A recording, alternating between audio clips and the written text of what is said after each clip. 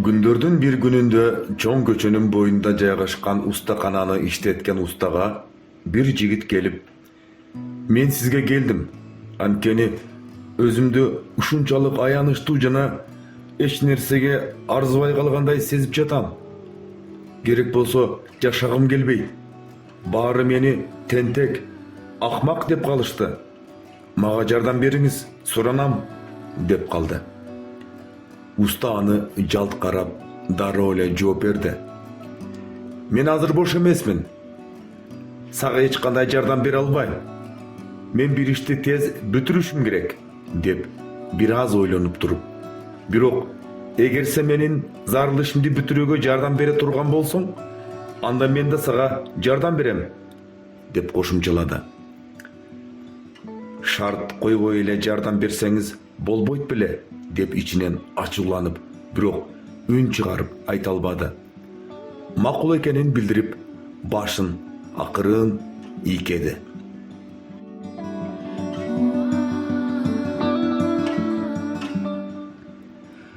Уста сол колундагы чыпалагына салынган кооз ташы бар кичинекей шакекти чыгарып алып, менин атымды мин дагы муну базарга алып барып сатып кел.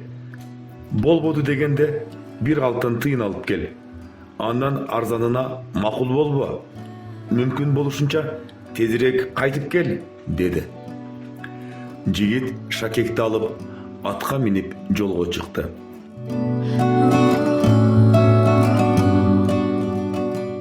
Базарга келип, соодагерлерге шакекти сунуштай баштады. Алар алгач анын шакегине кызыгып карап калышты. Бирок шакектин наркы алтын тыйындан төмөн болбошун уккан соодагерлер кызыгып да коюшпады. Кээ бирөөлөр аны карап ачык эле күлүп турушту.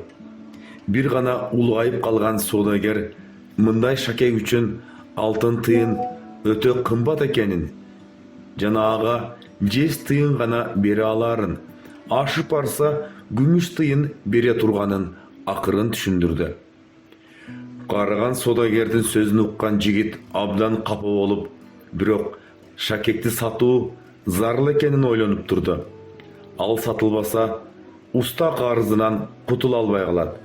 Карыз төлөнбөсө, жигит жардам ала албай калат. Ошентип бир айла табылып калар деп жигит базар аралап кыйкырып жүрө берди. Анын үстүнө курсагы ачып алы кеткен. Бүткүл базарды кыдырып, шакекти 100 кишиге сунуштагандан кийин жигит атка минип кайра артка кайтты.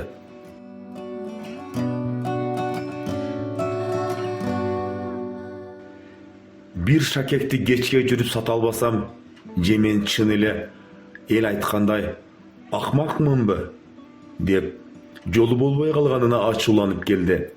Жигиттин көңүлү чөгүп турганын байкаган уста дароо эле «Эмне, сата албадыңбы?» деп сурады. Жигит колунан соода сатыктагы келбей турганын айткысы келип, «Мен сиздин ишиңизди бүтүрө албай калдым.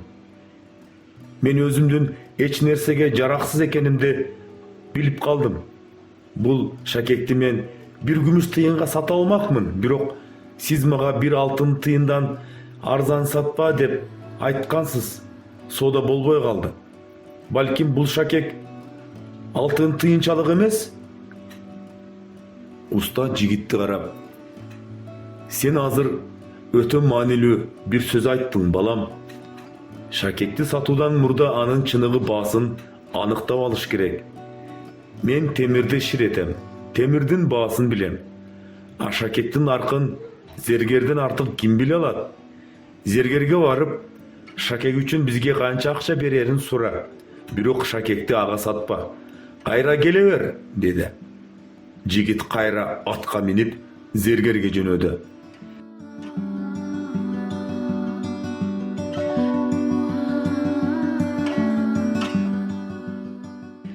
Зергер шакекти лупа менен шашпай карап, анан кичине таразага салып, жигитке кайрылды. «Устага айтып бар, мен азыр ага алтын тыйындан 50 гана бере алам.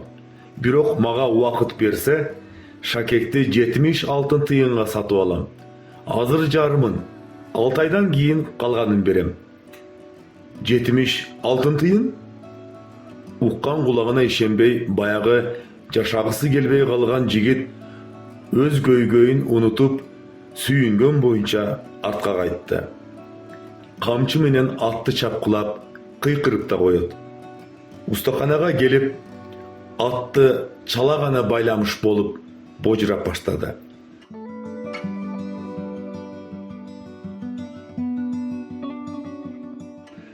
Уста, бери келиңиз, мени уксаңыз, деп көргөн укканын айтып берди. Жигиттин айткандарын уккандан кийин уста жигиттин колун кармап: "Балам, билип ал, сен дал ушул шакектейсиң, кымбатсың жана өзгөчөсүң. Сенин кандай адам экениңе өз ишин билген көздүү адамдар гана баа бере алат. А сен тууралуу жаман сөз кылгандар базарда алдыңдан чыга калып, оюна келгенин айтып берген адамдардай эле" деген экен.